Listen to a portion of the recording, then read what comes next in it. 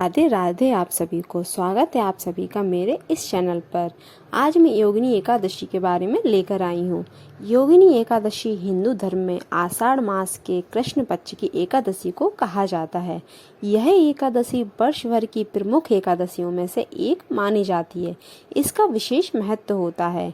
इस दिन व्रत भगवान विष्णु की पूजा करने से पापों का नाश होता है और मोक्ष की प्राप्ति होती है। योगिनी एकादशी को व्रत करने से 88,000 ब्राह्मणों को भोजन कराने के बराबर पुण्य मिलता है। इस व्रत से मनुष्य सभी पापों से मुक्त होकर विष्णु लोक की प्राप्ति करता है। यह व्रत विशेष रूप से स्वास्थ्य, रोग और मुक्ति और मोक्ष के लिए किया जाता है। इस व्रत की पूजा विधि सूर्योदय से पहले स्नान करें, व्रत का संकल्प लें, भगवान विष्णु को गंगा जल से शुद्ध करें और उनकी प्रतिमा पर तुलसी पत्र, पीले फूल, चंदन, दीपक, धूप से भगवान विष्णु की पूजा करें। ओम नमो भगवते वासुदेवाय मंत्र का जाप करें। पूरे दिन निराहार रहें और फलाहार लें। रात्रि में भगवान की कथा सुनें, भजन कीर्तन करें और अगले दिन इसमें व्रत खोला जाता है। चलिए अब हम भगवान विष्णु की कथा के बारे में जानते हैं। युधिष्ठिर ने पूछा, वासुदेव, आषाढ़ मास के कृष्ण पक्ष की जो एकादशी है उसका नाम क्या है? कृपया उसका वर्णन कीजिए। श्री कृष्ण बोले, आषाढ़ कृष्ण पक्ष की एकादशी का नाम योगिनी है। यह बड़े बड़े पापों का नाश करने वाली है। संसार सागर में डूबे हुए प्राणियों के लिए यह सनातन नौका के समान है। तीनों लोकों में यह सारभूत व्रत है। अलकापुरी में राजा धीराज कुबेर रहते हैं। वे सदा भगवान शिव की भक्ति में तत्पर रहते वाले थे। उनके हेममाली नाम वाला एक पक्ष सेवक था जो पूजा के लिए फूल लाया करता था। हेममाली की पत्नी बड़ी सुंदर थी। उसका नाम विशालाक्षी था। वह यक्ष कामपास में आबद्ध होकर सदा अपनी पत्नी में आसक्त रहता था। एक दिन की बात है, हेममाली मानसरोवर से फूल लाकर अपने घर में ही ठहर गया और पति के प्रेम का राशद्वान करने लगा। अतः कुबेर के भवन में ना जा सका। इधर कुबेर मंदिर में बैठकर शिव जी का पूजन कर रहे थे। उन्होंने दोपहर तक फूल आने की प्रतीक्षा की। जब पूजा का समय व्यतीत हो गया तो यक्षराज ने कुपित होकर सेवकों से पूछा, दुरात्मा हेममाली क्यों नहीं आ रहा है? इस बात का पता लगाओ। यक्ष ने कहा, राजन, वह तो पत्नी की कामना में आसक्त हो अपनी इच्छा के अनुसार घर में ही रमण कर रहा है। कुबेर ने तुरंत ही अपने सेवकों को भेजकर उस हेममाली को अपने समक्ष बुलवाया।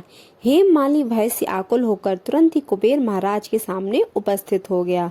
उसे देखकर कुबेर की आंखें क्रोध से लाल हो गईं। बोले, ओ पापी, तूने भगवान की अवहेलना की है, अतः क्रोध से युक्त और अपनी उस प्रियतमा से वियुक्त होकर इस स्थान से भ्रष्ट होकर अन्यत्र चला जा। कुबेर के ऐसा कहने पर वह उस स्थान से नीचे गिर गया। उस समय उसके हृदय में महान दुख हो रहा था। कोड़ों से सारा शरीर पीड़ित था, परंतु शिव पूजा के प्रभाव से उसकी स्मरण शक्ति लुप्त नहीं होती थी। पातक से दबा होने पर भी वह अपने पूर्व कर्म को याद रखता था। इधर उधर घूमता हुआ वह पर्वतों में श्रेष्ठ मेरुगिरी के शिखर पर गया। वहां उसे तपस्या के पुंज मुनिवर मार्केंडे जी का दर्शन हुआ। पाप कर्मा यक्ष ने दूर से ही मुनि के चरणों में प्रणाम किया। मुनिवर मार्केंडे ने उसे भय से कांपते देख परोपकार की इच्छा से निकट बुलाकर कहा, तुझे कोढ़ के दबा लिया, तू क्यों इतना अधिक निंदनीय जान पड़ता है? यक्ष बोला, मैं महाराज कुबेर का अनुचर हूँ। प्रतिदिन भगवान शिव जी की पूजा के लिए मानसरोवर से कमल पुष्प लाकर कुबेर के भवन में पहुँचाना मेरा काम था। लेकिन एक दिन पत्नी के साथ रमण करते हुए मुझे समय का ज्ञान न रहा और पुष्प ले जाने में विलम्ब हो गया। इससे कुबेर महाराज ने क्रोधित होकर श्राप दे दिया और मैं क्रोध से पीड़ित पत्नी के वियोग से दुखी होकर दर दर भटक रहा हूँ। आज किसी पुण्य कर्म से मैं आज आपके समक्ष उपस्थित हुआ हूँ। ऋषियों का स्वभाव दयालु और परोपकार वाला होता है।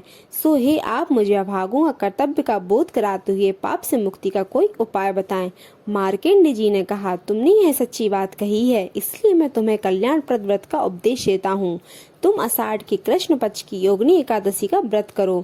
इस व्रत के पुण्य से तुम्हारी कोढ़ निश्चय ही दूर हो जाएगी। भगवान श्री कृष्ण के ऐसे वचन सुनकर हेममाली दंड की भांति मुनि के चरणों में पड़ गया। मुनि ने उसे उठाया, उससे उसको बड़ा हर्ष हुआ। मार्केंडे जी के उपदेश से उसने योगिनी एकादशी का व्रत किया, जिससे उसके शरीर की कोढ़ दूर हो गई। मुनि के अनुसार उस उत्तम व्रत का अनुष्ठान करने पर वह हेममाली पूर्ण सुखी हो गया। यह योगिनी का व्रत ऐसा ही बताया गया है। इसके करने से और सुनने से और पढ़ने से सभी पापों से मुक्ति मिल जाती है। राधे राधे।